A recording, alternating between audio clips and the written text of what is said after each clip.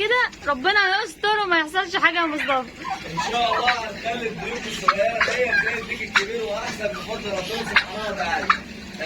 تمام. هنكبروهم يا جماعه وهنردهم للبيع.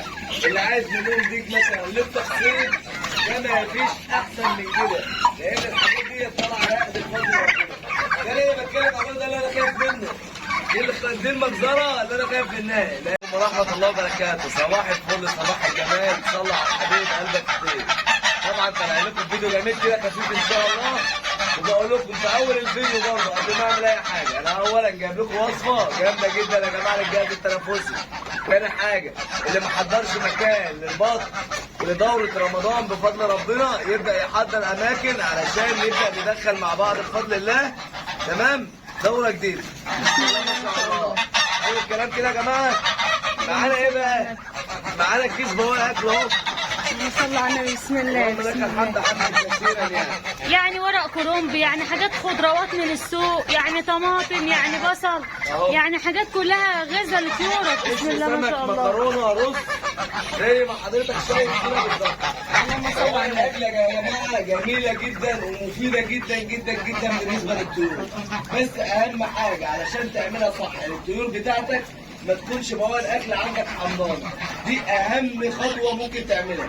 يعني اقصى حاجه ممكن بواقي الاكل تقعد عندك اللي هو تقعد يوم، تاني يوم تطلعها لطيورك على طول. تمام؟ تمام يا جماعه، يبقى الكلام ماشي مظبوط. عشان اللي بيطلع وبيشوفنا كل فيديو، احنا اول حاجه بنبدا بيها بواقي الاكل عشان ما بنخليهاش تبقى حمضانه، بنطلع بيها كده زي ما احنا شايفين.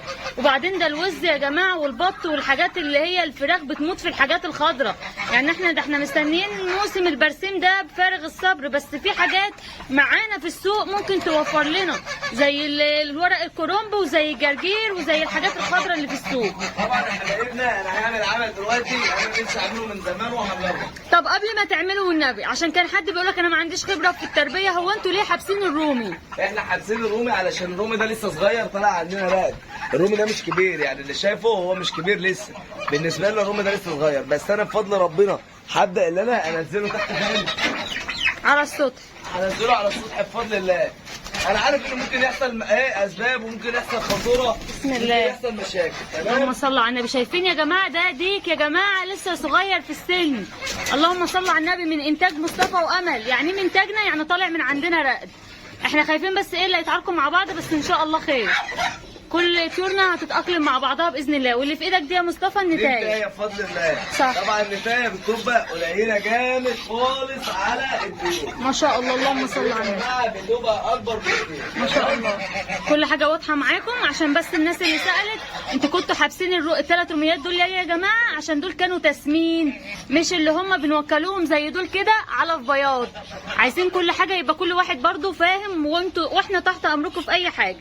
اللي مش عارف حاجه ومش مش عارف اي سؤال يقول لنا، واحنا تحت امركم. ما فيهاش حاجه ان احنا نسال ونستفيد من بعضنا. تعالى بقى نخش كده على الوصفه ونتكلم على الوصفه شويه يا جماعه، علشان خاطر التنفسي وعلشان خاطر الجهاز الهضمي عند الايه، عند الامعاء، عند الطيور. عندك الطيور بتاعتك ما بتهضمش، عندك الطيور بتاعتك ما بتاكلش كويس، عندك الطيور بتاعتك عندها خنفره برد رشح.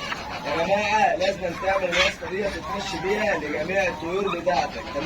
تمام. علشان تحافظ على طيورك. احنا بنعمله اعشاب طبيعيه من غير ادويه. احنا ما بنستناش يا حبايبنا، مش عايزكم تستنوا لما طيوركم تتعب بعد كده تروحوا تشتروا ادويه. لا، مشوا بالاعشاب الطبيعيه كوقايه، والوقايه خير من العلاج. وعايزه اقول لكم على حاجه، انا بطلع بالوصفه بناء على طلب حضراتكم. يعني لما بلاقي في كميه تعليقات الناس كلها بتشتكي مثلا النهارده من الخنفره والعطس والبرد، يا امل يا ريت تعملي لنا وصفه عشان البرد والخنفره والعطس، بطلع وبعمل لكم الوصفه دي. مع اني ما شاء الله اللهم صل على النبي طيور كويسه وبصحه كويسه، بس ما فيهاش حاجه ان انا اعمل لها وقايه زي مصطفى ما قال لكم. تمام كده؟ بسم الله ما شاء الله. احنا شايفين يا جماعه ان هي عماله تضرب في الدكان اللي احنا منزلينهم قدام عينيكم على الارض. تمام؟ تعتبر دي اصلا امهم وده ابوهم، اللي نافش ريشه ده ابوهم يا جماعه. تمام؟ ده الاب ودي الام. سبحانك يا رب. بس هما مش عارفين عيالهم بقى خلاص كبروا ما شاء الله. فحابين ان احنا يبقى السطح بتاعنا كده ربنا يستر وما يحصلش حاجه يا مصطفى. ان شاء الله هنخلي الضيوف الصغيره ديت زي الديك الكبير واحسن بفضل ربنا سبحانه وتعالى. تمام. هنكبروهم يا جماعه وهنربهم للبيع. اللي عايز منهم ديك مثلا للتخصيص ده ما فيش احسن من كده، لان الحاجات دي طالعه عقد الفضل ربنا. ده اللي انا بتكلم عنه، ده اللي انا خايف منه.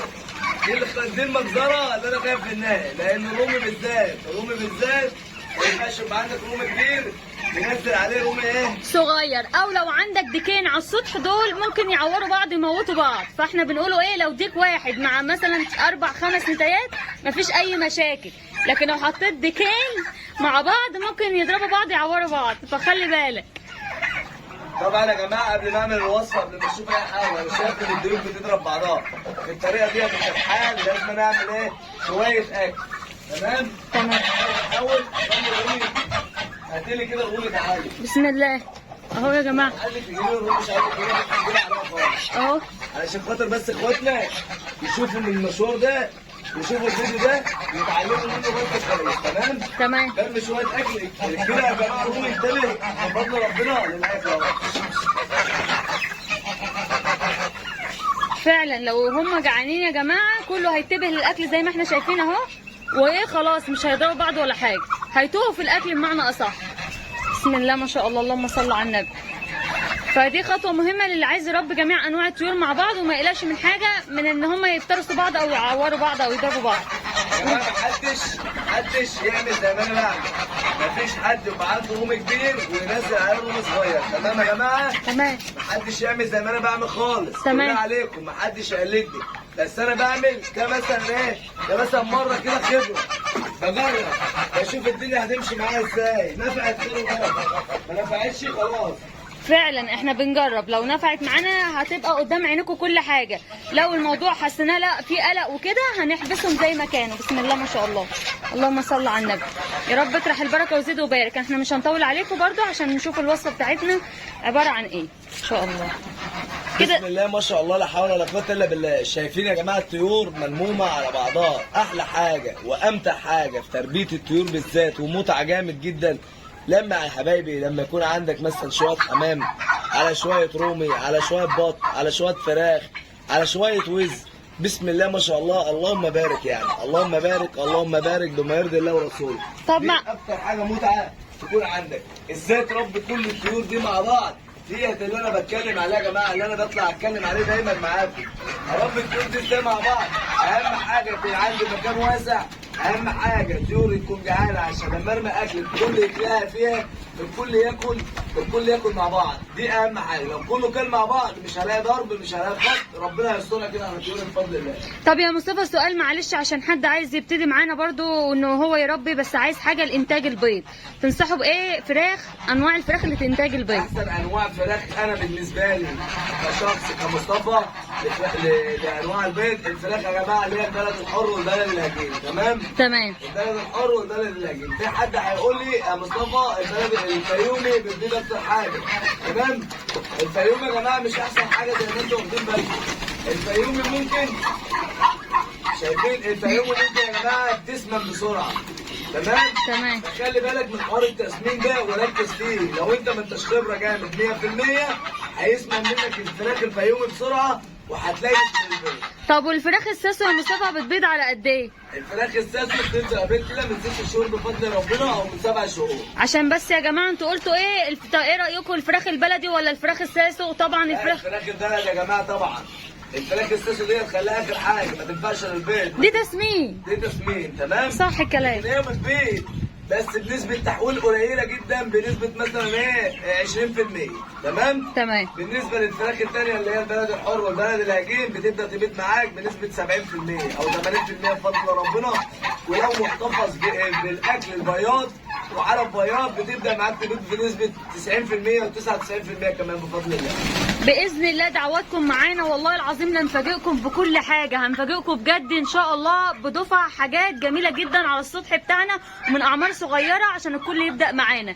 انا جايبه لكم بس كده على منظر الحمام اللي واقف كده مترصص قدام عينيكم.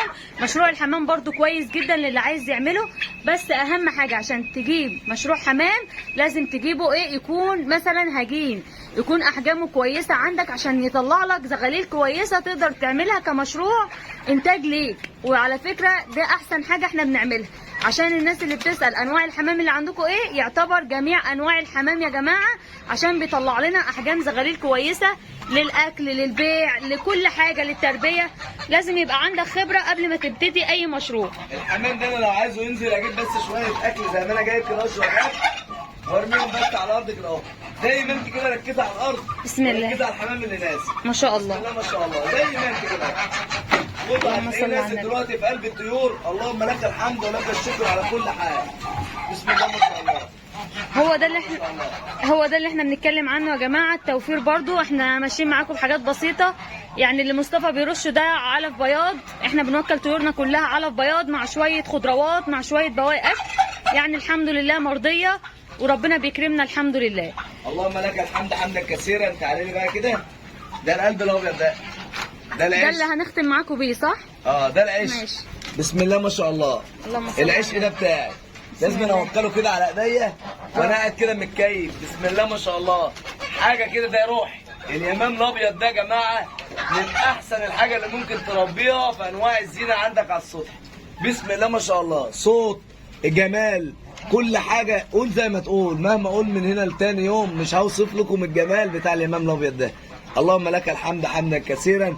وكده يا جماعه يا رب نكونوا خفاف على قلبكم وعند حسن ظنكم. صباحكم مليان بالعسل والتفاؤل والرضا والبركه على كل اخواتنا وحبايبنا. السلام عليكم. عايزه اقول بس قبل ما اقول السلام عليكم، انتظرونا الفيديو الجاي الوصفه بتاعتنا المشروب، احنا مش عايزين نطول عليكم، والسلام عليكم ورحمه الله وبركاته.